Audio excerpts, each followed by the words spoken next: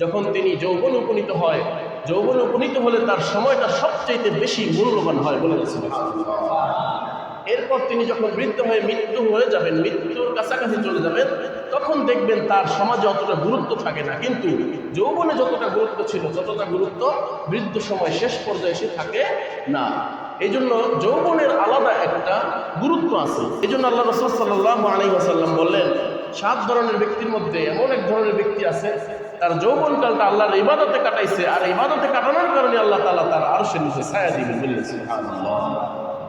এই যুবন বয়সটা এমন একটা বয়স, যেই বয়সে মানুষ রঙিন রঙিন স্বপ্ন দেখে, তাই না? পাপ কাজ তাকে হাতছানি দিয়ে ডাকে, পাপের পথে তিনি পা বাড়ায়। আবার এই সময়টা যদি সতর্ক থাকতে পারে, তার সতর্ক থাকাটা সবচেয়ে গুরুত্বপূর্ণ সতর্কতা। মানুষ যখন বৃদ্ধ হয়ে যায় তখন তিনি পাপ কাজের দিকে অত জড়ায় না। কিন্তু যৌবন বয়সটা এমন একটা বয়স যখন মানুষ পাপের দিকে হাঁটে, পাপটা তার ভালো লাগে, পাপ কাজ করতে চায়। এই সময়টায় যদি তিনি হেফাজত থাকতে পারে, পাপ কাজ থেকে বাদ দিয়ে আল্লাহ তাআলার ইবাদতের সময়টা কাটাতে পারে, আল্লাহ তাআলা তাকে এই কারণেই আরশের নিচে ছায়া দিবেন বলে সুবহানাল্লাহ।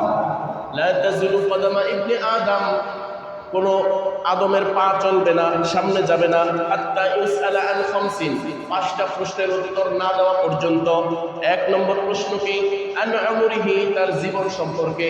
ফিমা আফনাহু, তার এই জীবন কোথায় ব্যয় করছে, এই জীবন কোথায় ব্যয় করছে, এই প্রশ্নের উত্তর দিতে হবে। এই সমস্ত জীবন কোথায় কোথায় কাটাইছি, কোন জায়গায় আমি ব্যয় করছি, এই ব্যয়ের উত্তর আমার দিতে হবে কিয়ামতের দিন।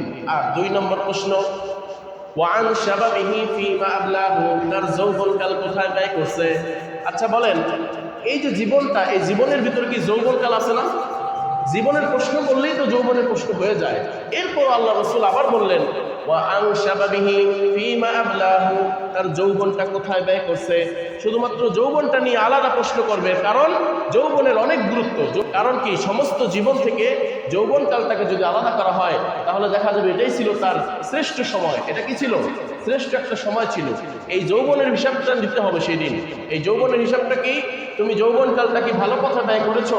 এই যৌবন দিয়ে কি তুমি অন্যায় করেছো? এই যৌবনটা কি তুমি পাপ কাজে খাটাইছো কিনা, এটা জিজ্ঞেস করেছো। এই জন্য যৌবনের আলাদা একটা গুরুত্ব আছে। এই জন্য সমস্ত জীবনের প্রশ্ন করার পরেও আল্লাহ রাব্বুল আলামিন আবার দ্বিতীয় আরেকটা প্রশ্ন করবেন, আন শাবাবিহি ফিমা আবলাহু, তোমার এই যৌবনকালটা তুমি কোথায় ব্যয় করছো। এরপর জিজ্ঞেস করবেন, ওয়া আন মালিহি মিন আইনা ইকতাসাবাহু, যত টাকা পয়সা অর্জন করেছো কোথা থেকে অর্জন করেছো। টাকা কামাইছো ঠিক আছে, কোথা থেকে কামাইছো, এই প্রশ্ন তিনি করবেন। ওয়া ফিমা আনফাকাহু, এই যে টাকা যে কামাইছো, এই টাকা আবার কোথায় ব্যয় করছো। 4 নম্বর প্রশ্ন কি, এই টাকা কোথায় ব্যয় করেছো। 5 নম্বর প্রশ্ন, ওয়ামা আমিলা ফিমা আলিমা, তুমি যা জেনেছো, যতটুকু ইলম অর্জন করেছো, যতটুকু জ্ঞান অর্জন করেছো, তার কতটুকু মেনেছো, যা জানো তা মানো কিনা, এটা প্রশ্ন করবে। এখন যেমন আমরা জানি সুদ খাওয়া কি হারাম, আমরা জানি না এটা সুদ খাওয়া হারাম, কিন্তু আল্লাহ প্রশ্ন করবেন, সুদ খাওয়া হারাম এটা জানছো ঠিক, মানছো কিনা। মানছো কিনা এটা বলো, বলার পরে তুমি সামনে আগাও। মিথ্যা কথা বলা হারাম, তুমি জানছো, এটা মানছো কিনা। গীবত করা হারাম, এটা জানছো, তুমি মানছো কিনা। এই প্রশ্ন তিনি করবেন যে তুমি যে গীবত করা জানো যে হারাম, এই হারাম জানার পরে তুমি মানছো কিনা, যতটুকু জেনেছো তার কতটুকু মেনেছো। এই প্রশ্ন আল্লাহ তাআলা করবেন। মোট 5টা প্রশ্নের উত্তর দিয়ে আমাদেরকে সেই দিন কিয়ামতের দিন পা সামনে বাড়াইতে হবে। আল্লাহ রাসূল সাল্লাল্লাহু আলাইহি ওয়াসাল্লাম বলেন, ইকতানিম খামসান ক্বাবলা খামসিন, 5 জিনিসের পূর্বে 5টা জিনিসের মর্যাদা দাও। 1 শাবাবাকা ক্বাবলা হারামিক, তোমার যৌবনকাল বৃদ্ধকাল হওয়ার আগেই মর্যাদা দাও। যৌবনের মর্যাদা দিবা কি, বৃদ্ধ হওয়ার আগেই, বৃদ্ধ হয়ে যাওয়ার আগেই তোমার যৌবনটাকে তুমি মর্যাদা দাও, মানে গরিমত মনে করো, মূল্য দাও। ওয়াসিহাতাকা ক্বাবলা সাকামিক, তোমার সুস্থতা তোমার অসুস্থ হওয়ার আগে, অসুস্থ হওয়ার আগে তোমার যে সুস্থতা আছে শরীরে, তোমার শরীর যে সুস্থ আছে, এই সুস্থতার মর্যাদা তুমি দাও। ওয়াগিনাকা ক্বাবলা ফাকরিক, তোমার ধন সম্পদ থাকতে ফকির হয়ে যাওয়ার আগে এটার মূল্যায়ন করো। ওয়াফারাগাকা ক্বাবলা শুগলিক, তুমি ব্যস্ত হয়ে যাওয়ার পূর্বে তোমার অবসর সময়টাকে তুমি কাজে লাগাও। ওয়াহায়াতাকা ক্বাবলা মাউতিক, তুমি মৃত্যু হয়ে যাওয়ার আগে তোমার জীবনটাকে কাজে লাগাও, মানে মারা যাওয়ার আগেই তোমার জীবনটাকে কি করো, কাজে লাগাও। তার মানে আল্লাহ রাসূল সাল্লাল্লাহু আলাইহি ওয়াসাল্লাম এই হাদিসগুলোর মাধ্যমে বোঝালেন যে যৌবন কালের একটা আলাদা গুরুত্ব আছে। তোমার এই যৌবনটাকে কাজে লাগাও, তুমি যতদিন না বৃদ্ধ হয়ে যাও, বৃদ্ধ হয়ে যাওয়ার আগে কি করো, যৌবনটাকে কাজে লাগাও। এখন যারা আমরা তরুণ আছি, যুবক আছি, তাদের এখন সময় হলো যে এই সময়টাকে সর্বোচ্চভাবে কাজে লাগানো। আল্লাহ তাআলা ওই যুবককে দেখে আশ্চর্য হন যেই যুবকের জীবনে কোনো সবওয়া নাই। সবওয়া কি? সবওয়া হলো অন্তরের কুপ্রবৃত্তি, অন্তরের খাহেশাত, এইগুলো যেই যুবকের নাই, সেই যুবককে দেখে আল্লাহ তাআলা বড় আশ্চর্য হন, বড় কি হয়ে যান, আশ্চর্য হয়ে যান। বলেন সুবহানাল্লাহ। হযরত ইব্রাহিম আলাইহিস সালাতু ওয়াস সালাম, তাকে তার গোত্র, তার জাতি সবসময় মূর্তি পূজার দিকে ডাকত।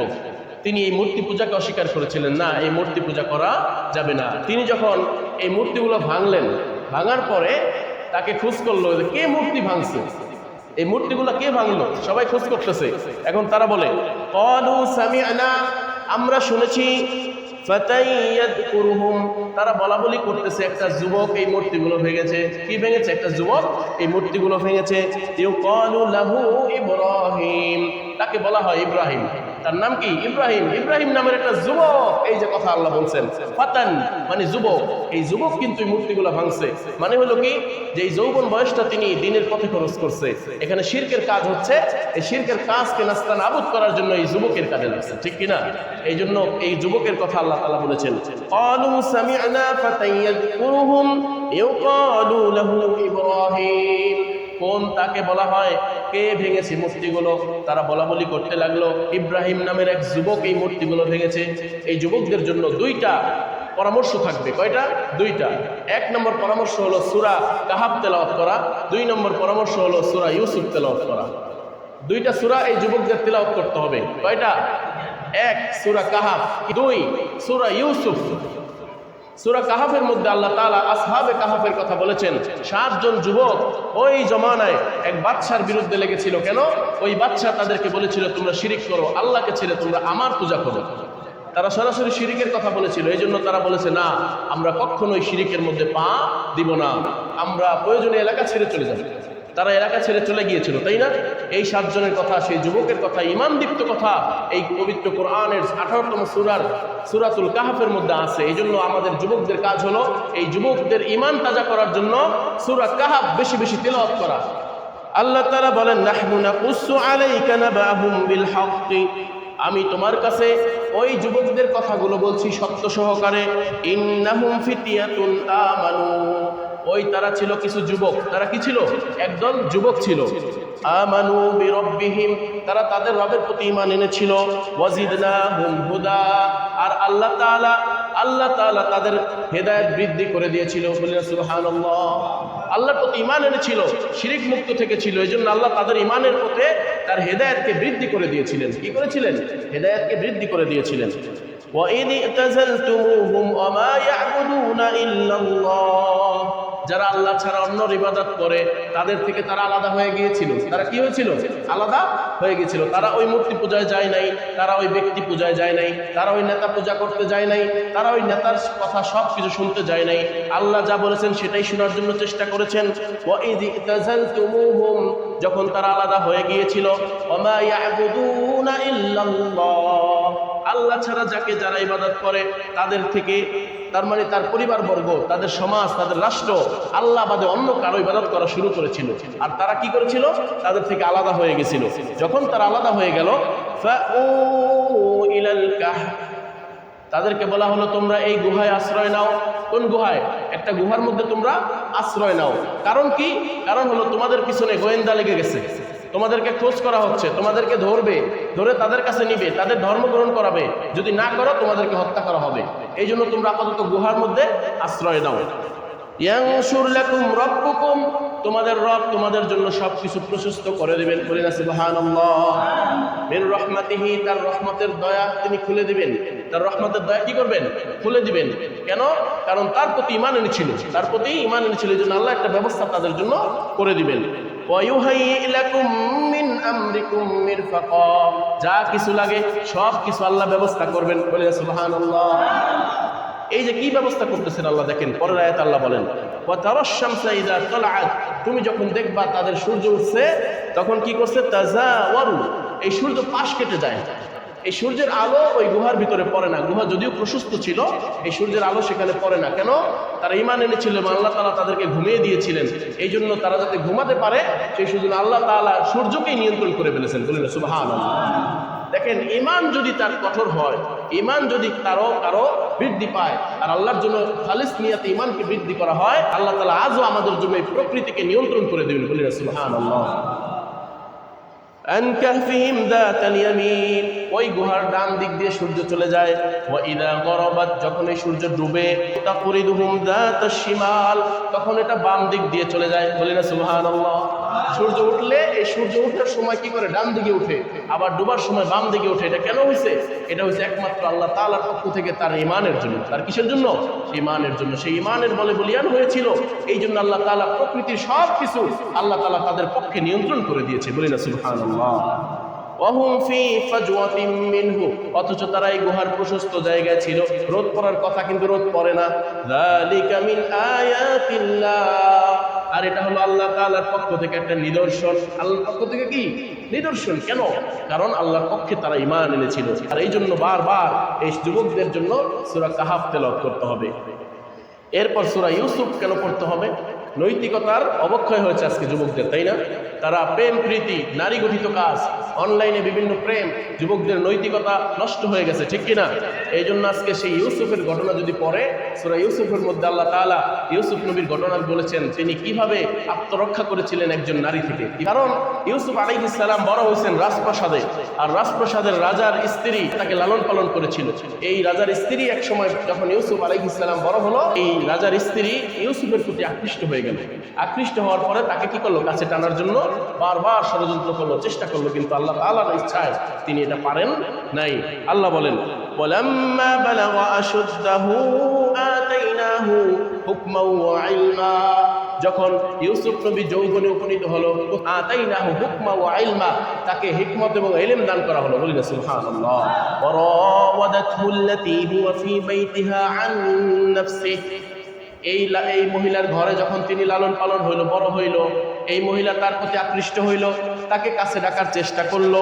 ওয়াগাল্লাকাতিল আবওয়াব, অনেকগুলো দরজা ছিল, সব দরজা দিয়ে ঘরের মধ্যে আটকাই দিছে। ওয়াকালাত হাইতা লাকা, তাকে বলল আমার কাছে আসো। ইউসুফ কি বলছে? আমার কাছে এবার আসো।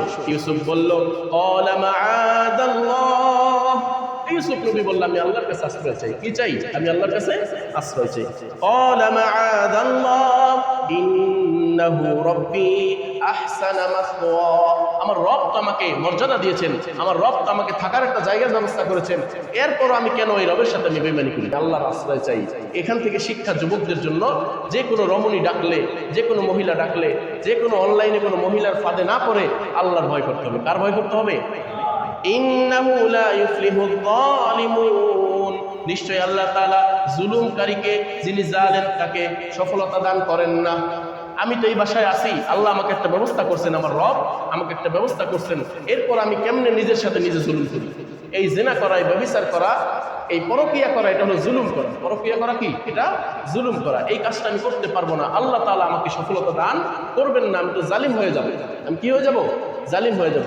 এই জন্য ওই আরশের দিনে ছায়া পাবে 7 ধরনের ব্যক্তির মধ্যে আরেক ব্যক্তি হলো ওয়ারাজুলুন দাআতহু ইমরাআতুন, এমন এক মহিলা, সুন্দরী রমণী, যাতে ভালো বংশে ভালো, এমন এক মহিলা কোন যুবককে ডাকছে।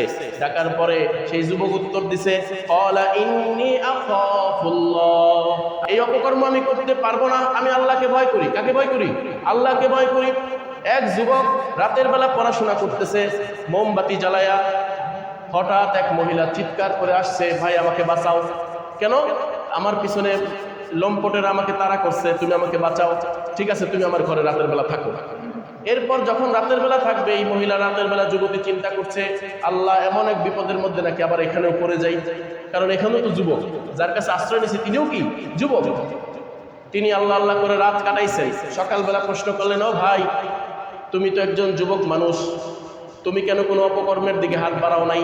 মানে রাতের বেলা ভালো কাটছে, রাতটা কি কাটছে? ভালো কাটছে। এই যুবক বলল, শয়তান তো আমাকে ওয়াসওয়াসা দিছে বারবার, কিন্তু আমার সামনে মোমবাতি ছিল, আমি মোমবাতিতে হাত দিতাম, যখনই ওয়াসওয়াসা দিতাম মোমবাতিতে হাত দিতাম, বলতাম দেখো এই দুনিয়ার আগুন সহ্য করতে পারো কিনা, এই আগুনের চাইতে 70 গুণ তাপ বেশি হবে, এই 70 গুণ তাপের আগুন আমি কিভাবে করব? শয়তান তো আমাকে ওয়াসওয়াসা দিছে বারবার। এই জন্য আমাদের যুবকদেরকে এখান থেকে শিক্ষা নিতে হবে, এই সাধারণত দুনিয়ার এই রমণীদের জন্য তোমার এই যৌবনটা নষ্ট করবা না। যৌবনটা কি করবা না? নষ্ট করবা। এই জন্য যুবকের যৌবন ঠিক রাখার জন্য বারবার আমাদেরকে সূরা ইউসুফ পাঠ করতে হবে। কি পাঠ করতে হবে? সূরা ইউসুফ। ইনশাআল্লাহ পাঠ করবো ইনশাআল্লাহ। তাহলে দুইটা সূরা, একটা সূরা কাহাফ, সূরাতুল কাহাফ, প্রতি শুক্রবারে সূরা কাহাফ পড়ার কথা হাদিসে আসছে। আবার আমরা সূরা ইউসুফটা বারবার পড়ব। এটা পড়লে কি হবে? ইনশাআল্লাহ আমাদের এই যুব সমাজ তারা ইনশাআল্লাহ হেদায়েতের পথে থাকতে পারবে ইনশাআল্লাহ। আমাদের যুবকরা আরেকটা কারণে নষ্ট হয়ে যাচ্ছে, সেটা হলো মাদক। সেটা কি? মাদকের সয়লাভ আমাদের সমাজে আছে না নাই? ইয়াবা, হেরোইন, ফেন্সিডিল, গাঁজা আছে না নাই? আমাদের সমাজে সয়লাভ হয়েছে না ভাই? এগুলোতে আরো 10 বছর আগে এত ছিল না, কিন্তু এখন সয়লাভ হয়ে গেছে আমাদের সমাজে। এখন আল্লাহ তাআলা কি বলতেছেন?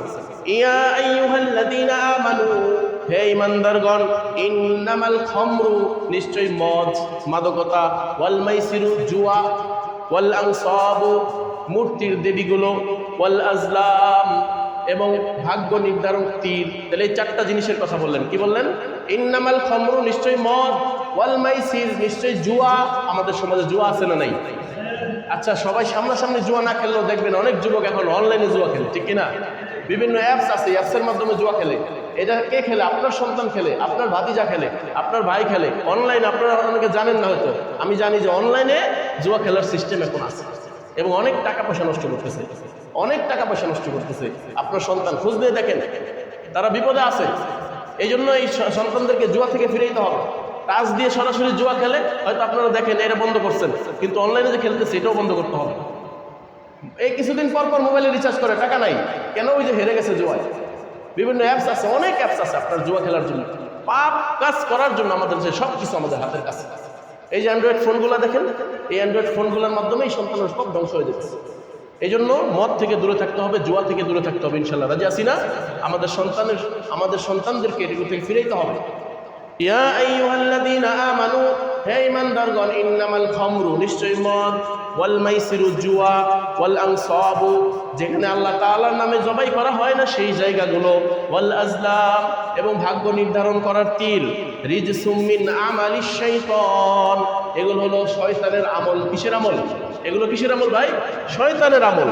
ফাজতানিবু, এগুলো থেকে দূরে থাকো, লাআল্লাকুম তুফলিহুন, যাতে তোমরা সফল কাম হতে পারো। আচ্ছা, আমরা মনে করি জুয়া খেলে আমরা অনেক টাকা কামাইবো। আল্লাহ বলতেছেন না, এই কাজ করলে তোমরা সফল হইতে পারবে। অবশ্যই সফল হইতে পারবে।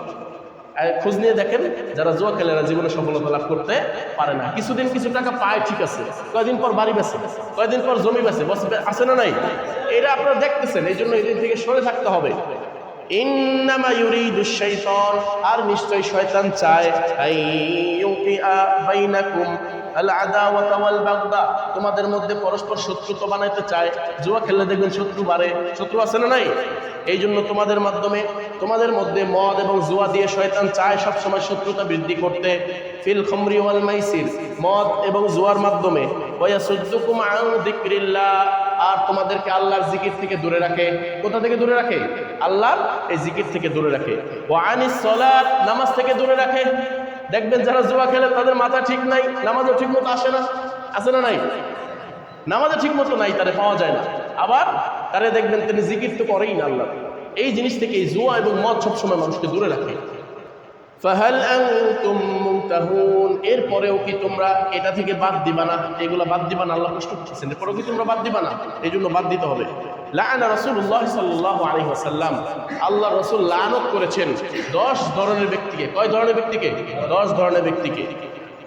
আসিরহা, যে ব্যক্তি মদ বানায়, ওয়া মুতাসিরহা, যে কোম্পানি মদ বানায়, ওয়া শারিবাহা, যে মদ খায়, ওয়া হামিলাহা, যে মদ বহন করে, ওয়াল মাহমুলাতু ইলাইহি, যার জন্য বহন করে নিয়ে যাওয়া হয় তার জন্য লানত করেছেন, ওয়া সাকিয়াহা, যে মদ পান করায় তাকেও লানত করেছেন, ওয়া বাইয়াহা, যিনি বিক্রি করে তাকেও লানত করেছেন, ওয়া আকিলাল সামানিহা, এবং এই মূল্য যে খায় তাকেও লানত করেছেন, ওয়াল মুশতারি লাহা, যিনি কিনে তাকেও লানত করেছেন, তারাতুলাহু, যার জন্য কেনা হয় তাকেও লানত করেছেন। এই 10 ধরনের ব্যক্তিকে আল্লাহ রাসূল লানত করেছেন। কেন?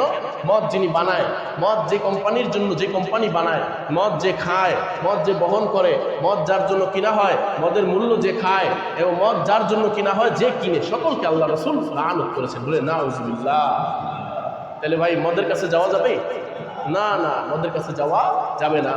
ইনশাআল্লাহ আমরা আরেকদিন মদ নিয়ে কথা বলবো। এই মাদকতা নিয়ে কথা বলতে হবে আমাদের সমাজে। যুব সমাজ ধ্বংস হয়ে যাচ্ছে ভাই।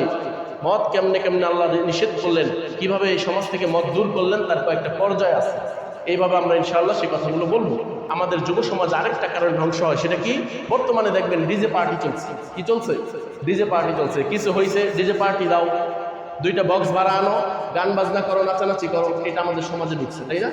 আমাদের যুব সমাজ, বিয়ের আয়োজন হয়েছে, বক্স বাজাও, একটা পার্টি দিছে, বক্স বাজাও, ঈদের দিন বক্স বাজাও। কি রে ভাই, আমাদের সমাজে আছে না নাই ভাই? আছে। এই জন্য আল্লাহ বলেন ওয়ামিনান নাসি মান ইয়াশতারি লাহওয়াল হাদিস, কিছু কিছু মানুষ আছে যারা অনর্থক কথাবার্তা কিনে আনে, মানে গান কিনে আনে। লিউদিল্লা আন সাবিলিল্লাহি বিগাইরি ইলম, তাদের কোনো জ্ঞান নাই, তারা মাথা ভর্তি গোবর, তাদের কোনো জ্ঞান নাই, এগুলো কিনে আনতেছে তারা। লিউদিল্লা আন সাবিলিল্লাহ, মানুষকে পথভ্রষ্ট করবে আল্লাহর পথ থেকে, আল্লাহ তাআলার পথ থেকে মানুষকে সরায় রাখার জন্য। ওয়ায়াত্তাখিদাহা হুজওয়া, তারা এটাকে হাসি ঠাট্টা ভাবে নেয়, এটা নিয়ে হাসি ঠাট্টা করে। উলাইকা লাহুম আযাবুম মুহিন, তাদের জন্য আল্লাহ শাস্তি রেখেছেন যন্ত্রণাদায়ক, অপমানজনক, লাঞ্ছনাজনক শাস্তি রেখেছেন। তাহলে ভাই আজকে থেকে আমরা শপথ করব, আমাদের সন্তানকে কখনো বিয়ের বাড়িতে হোক, যে কোনো অনুষ্ঠানে হোক, বক্স আনতে দেব না, এই গান বাদ্য বাজাতে দেব না, ইনশাআল্লাহ। কারণ এগুলো হারাম কাজ ভাই। এই জন্য আমরা ইনশাআল্লাহ রাজি আছি, ইনশাআল্লাহ। এরপর আল্লাহ রাসূল সাল্লাল্লাহু আলাইহি ওয়াসাল্লাম যুবকদেরকে মেনশন করতেন বারবার, ইয়া মা'শারাশ শাবাব, হে যুবকেরা। এত সুন্দর করে ডাক দিতেন, বোঝা যায় যে যুবকদের আলাদা একটা গুরুত্ব আছে। যুবকদের কি আছে? আলাদা একটা গুরুত্ব আছে। ইয়া মা'শারাশ শাবাব, এই যুবকেরা, তোমাদের যদি কারো সামর্থ্য থাকে বিয়ে করার, তোমরা বিয়ে করে নাও। কেন বললেন? কারণ সময় মতো বিয়ে না করলেও সব যুবক নষ্ট হয়ে যায়। সময় মতো বিয়ে না করলে কি হয়? যুবক নষ্ট হয়ে যায়। মান ইসতাতা মিনকুমুল বাআতা ফালইয়াতাজাওয়াজ, কারো যদি সামর্থ্য থাকে তাহলে বিয়ে করে নাও। আর যদি সামর্থ্য না থাকে তোমরা সেজন্য রোজা রাখো। কি করো? রোজা রাখো। কিন্তু এই রোজার চর্চা তো আমাদের নাই, আছে নাই? আমরা যারা বিয়ে করতে পারি না তারা অ্যান্ড্রয়েড ফোন চালাই, বিভিন্ন পর্নোগ্রাফি দেখি, বিভিন্ন পর্নোগ্রাফি দেখে সময় কাটাই। এটা করা যাবে না, করতে হবে রোজা, রাখতে হবে কি? রোজা। এই জন্য আমাদের সমাজে আমাদের সন্তানদেরকে বোঝাতে হবে রোজা রাখা। আর বিয়ে করলে কি হবে? ফাইন্নাহু আগাদ্দুল লিল বাসার, এই বিয়ে করলে এই চোখটা তোমার নিচু হয়ে যায়। চোখটা কি হয়ে যায়? নিচু হয়ে যায়। আল্লাহ তাআলা আমাদের সকলকে কবুল করুন, সকল বলে আমিন। আল্লাহ রাসূল সাল্লাল্লাহু আলাইহি ওয়াসাল্লাম নেতৃত্ব দিয়েছেন যুবকদেরকে। যেমন মুতার যুদ্ধে খালিদ বিন ওয়ালিদকে তিনি পতাকা দিয়েছেন, তুমি আজকের এই যুদ্ধের সেনাপতি, তুমি যুবক, তুমি মারা গেলে আরেকজন, তুমি মারা গেলে আরেকজন, তুমি মারা গেলে আরেকজন, এবং 4 জনকে আল্লাহ রাসূল নির্ধারণ করলেন যুবকদেরকে। এই যুবকরাই তো এই সমাজ পরিবর্তন করে ফেলেছে, ঠিক কিনা? আজকে সমাজটাকে পরিবর্তন করেছে কারা? যুবকরা। আর এই যুবকরা যদি আবার বিপথে চলে যায় তাহলে সমাজ আবার ধ্বংস হয়ে যাবে। আল্লাহ রাসূল সাল্লাল্লাহু আলাইহি ওয়াসাল্লাম এই জন্য যুবকদেরকে খুব ভালোবাসতেন, আলাদা মর্যাদা দিতেন। আমাদের সমাজে যুবক থাকে 3 ধরনের যুবক। এক প্রকার যুবক যারা হেদায়েতের পথে থাকে, তারা নামাজ পড়ে, রোজা রাখে, হজ করে, যাকাত দেয় এবং বিভিন্ন ভালো কাজে থাকে, এরকম এক প্রকার যুবক, তারা সুপথের যুবক। আবার এক ধরনের যুবক আছে যারা বিপথের যুবক, যারা সুপথ পায় নাই, তারা সবসময় অন্যায় কাজ করে। আরেক ধরনের যুবক আছে যারা কখনো ভালো কাজে যায়, কখনো খারাপ কাজে যায়, কখনো ভালো কাজে যায়, কখনো আবার কি খারাপ কাজেও যায়। এই জন্য মানুষের নফস তো 3 প্রকারের নফস। একটা নফস আম্মারা, ইন্নান নাফসা লাআম্মারাতুন বিসু, এমন নফস, এমন অন্তর যেই নফস মানুষকে সবসময় খারাপ কাজে ডাকে। আরেকটা নফস হলো নফসে লাওয়ামা, যেই নফসটা মানুষকে কখনো খারাপে ডাকে, কখনো ভালোতে ডাকে, কখনো খারাপে, কখনো ভালোতে। মনে করেন যে একটা সিগারেট খাইছে, কিছুক্ষণ পর মনে হয়েছে না এই সিগারেট বাদ দেওয়া দরকার। আজকে নামাজ পড়ে নাই, মনে হয়েছে না থাক আর নামাজ বাদ দিব না। আবার 2 দিন নামাজ পড়ার পর আবার 3 দিনের দিন সে নামাজ পড়ে না। এরকম আছে না নাই? এর নফসে লাওয়ামা, উঠানামা করে। আর এমন নফসই আমাদের সমাজে বেশি। আরেকটা নফস হলো মুতমাইন্না, প্রশান্ত আত্মা। ইয়া আইয়ুহান নাফসুল মুতমাইন্না ইরজিই ইলা রাব্বিকি রাদিয়াতাম মারদিয়া ফাদখুলি ফি ইবাদি ওয়াদখুলি জান্নাতি। আল্লাহ ডাক দিয়ে বলবেন, যেই নফস সব সময় ভালো কাজ করে শান্তি পাইতো, যেই নফস ভালো কাজ করে কি করতো? শান্তি পাইতো। এমন নফসদেরকে আল্লাহ ডাক দিবেন, বলবেন তোমরা আল্লাহর এই জান্নাতে প্রবেশ করো চিরদিনের জন্য। বলি না সুবহানাল্লাহ। অবসরতা, অবসর সময়টা মানুষকে নষ্ট করে। এই যুবকদেরকে নষ্ট করতেছে অবসর সময়, কিন্তু মুমিনের তো কোনো অবসর থাকার কথা না। আছে সময়? অবসর সময় আছে মুমিনের? নাই। আল্লাহ বলেন ফাইদা ফারাগতা ফানসাব, যখন তুমি অবসর পাও, কাজ কাজ কাজ কাম শেষ হয়ে যায়, ওয়া ইলা রাব্বিকা ফারগাব, তোমার রবের দিকে মনোনিবেশ করো, ইবাদত বন্দেগীতে জড়ায় যাও। বলেন সুবহানাল্লাহ। অবসর সময় পেলেই আমরা আল্লাহর ইবাদতে চড়াই যাবো ইনশাআল্লাহ। রাজি আছি না ইনশাআল্লাহ?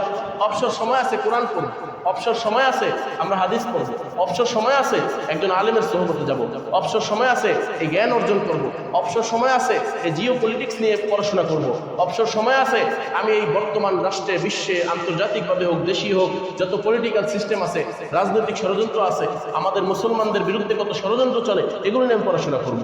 যখনই অবসর হব আল্লাহর ইবাদতে নিমজ্জিত হব, যখনই অবসর হব জ্ঞান অর্জন করার চেষ্টা করবো ইনশাআল্লাহ। রাজি আছি না ইনশাআল্লাহ? আল্লাহ তাআলা আমাদের সকলকে তৌফিক দান করুন। সকলে বলে আমিন।